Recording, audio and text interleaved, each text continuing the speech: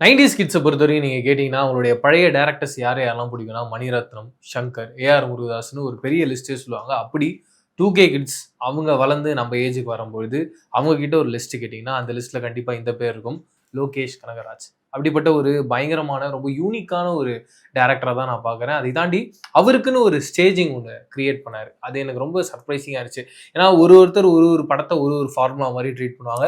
But அவருடைய formula தான் இப்ப எல்லா படங்கள்லயுமே வந்து ஃபாலோ பண்ணிட்டு வராங்க. அதுல மிக முக்கியமான இடத்துல விக்ரம் அப்படின்ற படம் இருக்கு. விக்ரம்ல என்ன ஒரு ஃபார்முலா அவர் ஃபேஸ் பண்றாரு அப்படின்றது பார்த்தீங்கன்னா, முக்கியமா அதுல வந்து ஒரு வின்டேஜ் சாங் ஒண்ணு இருக்கும். அது கைதியிலுமே அவர் பண்ணியிருப்பாரு. அண்ட் மாநகரம்லயுமே அவர் பண்ணியிருப்பாரு. இருந்தாலும் அது விக்ரம்ல இன்னும் கரெக்ட்டான ஒரு ஸ்டேஜிங்ல ஒண்ணு உட்கார்ந்தனால, எல்லாருமே அத ரிப்பீட் பண்ணணும் அப்படின்னு ஆசைப்பட ஆரம்பிக்கிறாங்க. அதை தாண்டி ஒரு ஃபைட், ஒரு எமோஷனு இப்படி ஒரு டிராவல்குள்ள ஒண்ணு இருக்கும். ஆனா அது எல்லாமே கொஞ்சம் சிம்பிளா இருக்கும்.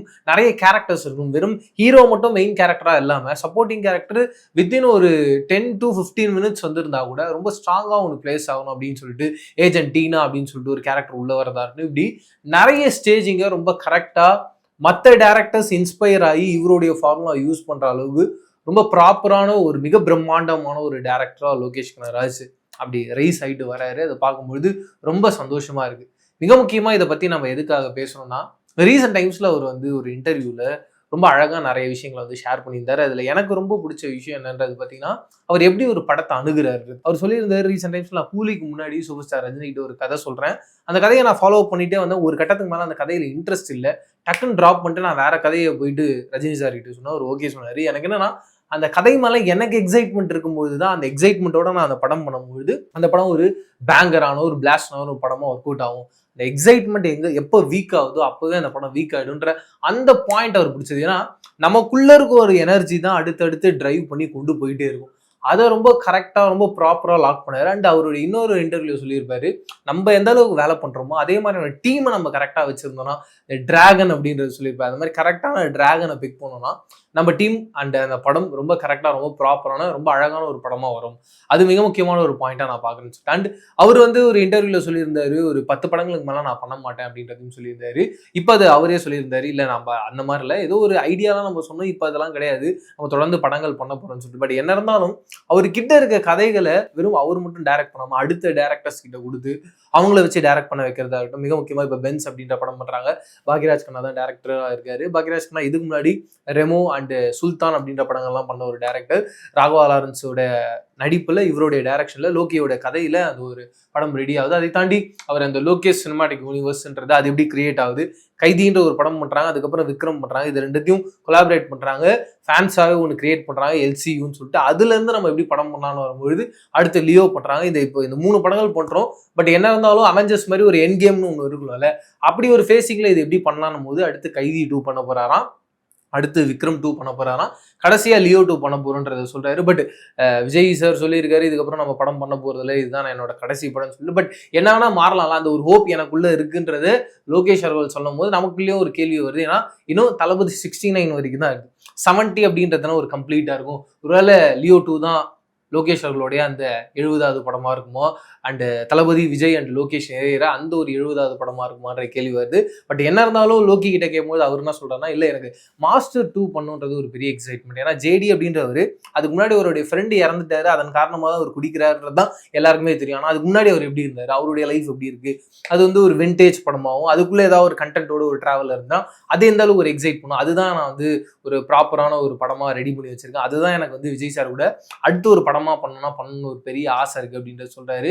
அண்ட் விஜய் சார் கிட்டயும் அதை சொல்லியிருக்காராம், அவருக்குமே அது ரொம்ப பிடிச்சிருந்ததுலாம் சொன்னாரு. இதெல்லாம் கேட்கும்போது பயங்கர எக்ஸைட்டிங்கா இருக்கு. அண்ட் அவருடைய மேப்ஸும், ஏன்னா ஒரு பக்கம் இரும்பு கை மாயாவி அப்படின்ற ஒரு சயின்ஸ் ஃபிக்ஷன் படத்தோட கதையை எழுதி முடிக்கிறாரு.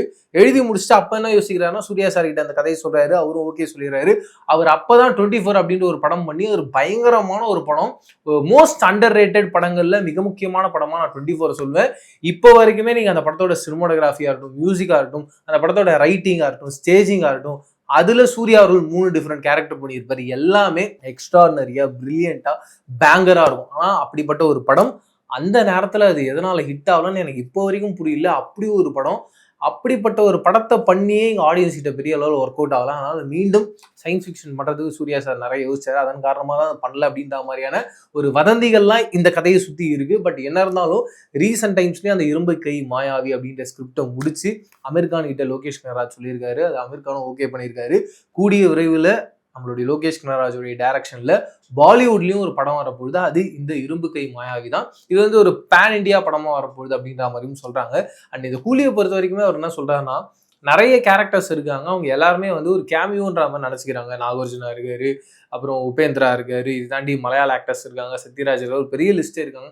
இவங்க எல்லாருமே படத்தோட கேரக்டர்ஸ் கண்டிப்பா ஒரு கேமியோ கேரக்டர்ஸா இல்லை, அப்படியே ரொம்ப கரெக்டா நான் ஸ்டேஜ் பண்ணுன்றதை ஆசைப்பட்டேன் அப்படின்றது சொல்லியிருந்தாரு. அப்படிப்பட்ட ஒரு அவுட்புட்டா தான் படமா வந்திருக்கும் அப்படின்றத சொல்றாரு. அண்ட் சூப்பர் ஸ்டார் ரஜினி அவர்களை இது வரைக்கும் பார்க்காத ஒரு ஷேட் அப்படின்றத சொல்ல மாட்டேன், அவர்கிட்ட ரெகுலரா ஆடியன்ஸ் என்ன ஒரு ஸ்டஃப் எதிர்பார்ப்பாங்களோ அதை நான் கொடுத்துருக்கேன் அப்படின்னு சொல்றாரு. இதுவே அந்த படத்தோட ஒரு பெரிய வெற்றியா பார்க்குறேன். ஏன்னா நிறைய டேரக்டர்ஸ் என்ன சொல்லுவாங்கன்னா, இல்லை நான் என்னோட கதைக்குள்ள அவரை கொண்டு வந்திருக்கேன்றதை சொல்லுவாங்க. பட் எல்லா டைமுமே அது ஹிட் ஃபார்முலாக்குள்ள போனா ஒரு பெரிய சந்தேகம். ஆனா எப்பயுமே ஒரு ஆக்டர் ஒரு ஜோனுக்குள்ள ஒன்று பண்றாரு, அதுல நம்ம இன்னும் நம்மளுடைய எசன்ஸ் ஒன்று ஸ்பெஷல் இன்கிரீடியன்ஸ்லாம் போடும்போது இன்னும் பயங்கரமா ஒன்று மாறும். அப்படிப்பட்ட ஒரு படமா தான் கூலி இருக்க போகுது அப்படின்னு சொல்லிட்டு அவர் அந்த இடத்துல சொல்லும் போது ரொம்ப கரெக்டான ஒரு ப்ராசஸா இந்த படம் அமைஞ்சிருக்கும் அப்படின்ற ஒரு விஷயம் வருது. அண்ட் அந்த விஷயத்துல இன்னொன்று பயங்கரமான ஒரு அப்டேட்டா கொடுத்தாரு. என்னன்னா, கோவிடுக்கு முன்னாடி நான் வந்து கமல் சாருக்கும் ரஜினி சாருக்கும் ஒரு கேங்ஸ்டர் கதை ஒன்று சொன்னேன். அது 2 பேருக்குமே ரொம்ப பிடிச்சிருந்தது.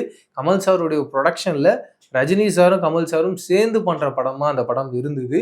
ஆனா இப்போ அந்த படம் பண்ண முடியல. அண்ட் கோவிட் வந்தது காரணத்தினால அந்த படம் என்னால பண்ண முடியாம போச்சு. அதுக்கப்புறம் எல்லாருமே வந்து பெரிய பெரிய படங்கள் பண்ணிட்டாங்க. எக்ஸாம்பிள் விக்ரம் வந்து ஒரு பெரிய ஹிட் ஆயிடுச்சு. சூப்பர் ஸ்டார் ரஜினி இங்க ஜெயிலர் அப்படின்ற ஒரு பிளாக் பஸ்டர் கொடுத்துட்டாரு. இங்க லோகேஷும் வந்து பல கோடிகள் வாங்குற ஒரு டேரக்டரா மாறிட்டாரு. இப்போ அந்த காம்பினேஷன்ல ஒரு படம் பண்ண முடியும்னா ரிட்டர்ன்ஸா அது என்னவா இருக்கு, நம்ம எப்பவுமே பிசினஸா அதை யோசிக்கணும் அப்படின்ற அந்த ஆங்கிளும் எனக்கு பிடிச்சிருந்தது. ஏன்னா நம்ம ஒன்று ஆசைப்படுறோம், அதை பண்ணணுன்றது மட்டும் இல்லாம நம்மளை நம்பி இவ்வளவு பெரிய ஒரு ப்ரொடியூசர் வராங்க, இவ்வளவு ஆட்கள் நம்ம நம்பி இருக்காங்க, அவங்களை யாருக்குமே லாஸ் பண்ணாம ரொம்ப சேஃப் அண்ட் செக்யூரா ஒரு இடத்துல அவங்கள ஸ்டேஜ் பண்ணி கொண்டு போய் நிறுத்திடணும் அப்படின்னு அவருடைய பார்வை ரொம்ப டீட்டெயில்டாகவும் ரொம்ப கரெக்டான ஒரு ஸ்டேஜிங்லையும் இருக்கு அப்படின்றது தோணுச்சு.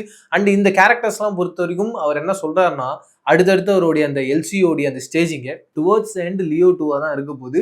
பட் என்ன இருந்தாலும் ரோலெக்ஸ் அப்படின்ற கேரக்டர் இவ்வளவு தூரம் பேசியிருக்கான். அதனால சூர்யா சார் வச்சு பண்ற அந்த ரோலெக்ஸ் அப்படின்ற படம் ஒரு ஸ்டாண்டலோன் படமா தான் இருக்க போகுது.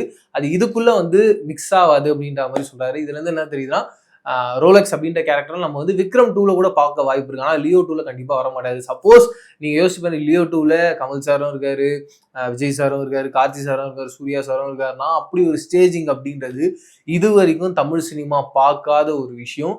அப்படி ஒரு விஷயத்த லோகேஷ் பண்ணிட்டார் அப்படின்னா அது ஒரு மிராக்கிள். அண்டு அடுத்த ஜெனரேஷனுக்கு வந்து ஒரு பெரிய பெரிய படிக்கல்லா இருக்கும். ஏன்னா இப்போ வரைக்கும் ஹாலிவுட் ஆக்டர்ஸ் பார்த்தீங்கன்னா அவங்க எந்த ஒரு ஜோனுக்குள்ளேயும் இல்லாமல் எல்லாருமே ஒன்னா இணைஞ்சுலாம் ஒரு படம் பண்றாங்க. அவங்களுக்கு எந்த விதமான வேறுபாடுமே இல்லை. அதனால தான் அவங்களுடைய பாக்ஸ் ஆஃபீஸும் அவங்க ஊர் நம்பர்ஸே ஒரு பெரிய நம்பர்ஸா இருக்கு. அது கண்டென்ட்டா வெளியில வரும்போது நம்மள மாதிரியான ஆடியன்ஸ் பார்க்கும்போது இன்னும் ஒரு பெரிய நம்பர்ஸ் பண்ணுது. இப்போ நம்ம ஊர் ஹீரோஸும் அப்படி ஒரு படம் பண்ணாங்கன்னா கண்டிப்பா இங்கேயுமே அப்படி ஒரு பெரிய பெரிய நம்பர்ஸ் பண்ண முடியும் அப்படின்றது கண் கூட நம்ம பார்க்கக்கூடிய ஒரு ப்ராடக்டா இருக்கும். அப்படி ஒரு மேஜிக்கல் அண்ட் மிராக்கிளை நோக்கி தான் லோகேஷ் போயிட்டு இருக்காரு, அதை ட்ரை பண்ணிட்டு இருக்காரு. அது ஒரு மிகப்பெரிய ஒரு பாறாங்கல் தான், அதை அவர் மேல சுமந்துட்டு இருக்காரு. அவர் எப்படி அதை கரெக்டா ஸ்டேஜ் பண்ணி கொண்டு போய் ஆடியன்ஸ் கிட்ட அது ரொம்ப அழகான ஒரு சிலையா இறக்க போறாரு, ஒரு தெய்வீக சிலையா மாற்ற போறான்றதுக்காக தான் நான் பயங்கரமா வெயிட் பண்ணிட்டு இருக்கேன். இதை தாண்டி லோகேஷ் இன்னும் ஒரு படிக்கு மேல வெறும் டேரக்டரா மட்டும் இல்லாம அடுத்து ஜி ஸ்குவாட் அப்படின்ற ஒரு ப்ரொடக்ஷன் கம்பெனி ஆரம்பிக்கிறாரு.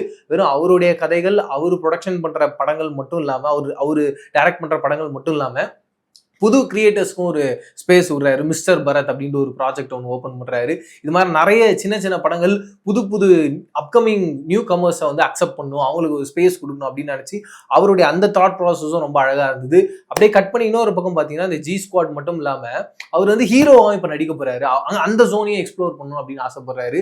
ரீசெண்ட் டைம்ஸ்ல நான் கேள்விப்பட்டது என்னன்னு பார்த்தீங்கன்னா, கேப்டன் மில்லர், ராக்கி போன்ற பிளாக் பஸ்டர் ஆக்ஷன் படங்கள் பண்ண டைரக்டர் அருண் மாதேஸ்வரன், அவருடைய டைரக்ஷன்ல லோகேஷ் கனகராஜ் ஒரு படம் பண்ண போறாரு. இப்படிப்பட்ட ஒரு ஸ்டேஜிங் தான் இருக்கு. இந்த படத்தோட ஹீரோயின் யாருன்றது இன்னும் பேச்சுவார்த்தையில் தான் இருக்கு. அது கரெக்டா ஒரு ஜோனுக்குள்ள வரல. பட் அவர் ஹீரோவாகிறதுக்கான மிக முக்கியமான காரணமா யார் இருக்காங்கன்னா ஸ்ருதி தான் இருக்காங்க. ஏன்னா ஸ்ருதி வந்து இனிமேல் சாங்ல லோகேஷ் கூட பேரப் பண்ணியிருப்பாங்க. அந்த சாங் ரொம்ப அழகா எல்லாருக்கிட்டையுமே பேசப்படுது. லோகேஷ் ரொம்ப நல்லா நடிக்கிறார் அப்படின்றத எல்லாருமே சொல்லியிருந்தாங்க. அதுக்கு முன்னாடி அவருடைய மாஸ்டர் படத்தெல்லாம் ஒரு சின்ன சின்ன கேமியோ இருக்கும். பட் என்ன இருந்தாலும் ஒரு ஓவரால் சாங் சாங்ல அவரால் அந்த ரொமான்ஸ் அந்த லவ் ஹோல்ட் பண்ண முடியும்ன்றத ஒரு ப்ரூஃப் பண்ணிட்டாரு. கண்டிப்பா ஒரு ஹீரோவாவும் ரொம்ப அழகா ஸ்டேஜ் பண்ணுவார் அப்படின்றத சொல்லியிருந்தாங்க. அண்ட் அதுக்கு முன்னாடியே என்ன இருந்ததுன்னா, அன்பறிவு வந்து இப்போ கமல் சார் வச்சு ஒரு படம் பண்ண போறாருன்ற மாதிரியான அனௌன்ஸ்மெண்ட்லாம் வருது. அதுக்கு முன்னாடி அன்பருவோட டைரக்ஷன்ல சன் பிக்சர்ஸோட ப்ரொடக்ஷன்ல அனிருத் அண்ட் லோகேஷ் இவங்க 2 பேர் ஹீரோவா நடிக்கிற ஒரு படமா தான் ஸ்டேஜ் ஆயிருந்தது. பட் ஒரு சில காரணங்களால அந்த படம் பண்ண முடியலன்றதும் குறிப்பிடத்தக்கது. இந்த மாதிரியான நிறைய விஷயங்கள லோகேஷ் எக்ஸ்ப்ளோர் பண்ணி நிறைய தமிழ் சினிமாவுக்காக ரொம்ப புதுசா ஒரு அட்டெம்ப்ட பண்ணிக்கிட்டே இருக்கான்னு பார்க்கும்போது பயங்கர சர்ப்ரைசிங்காகவும் பிளசண்டாகவும் இருக்கு. இதுதான் நீங்க லோகேஷ் கிட்ட நான் பார்க்காத ஏதாவது ஒரு புது விஷயம் பார்த்துருப்பீங்க. அது உங்களை ரொம்ப எக்ஸைட் பண்ணிருக்கலாம். அது என்னன்றதை கமெண்ட் செக்ஷன் ஷேர் பண்ணிக்கோ. இது ஒரு சூப்பரான அடுத்த வீடியோல சந்திக்கிறேன். அது பிரவீன் கேஎஸ். பாய்.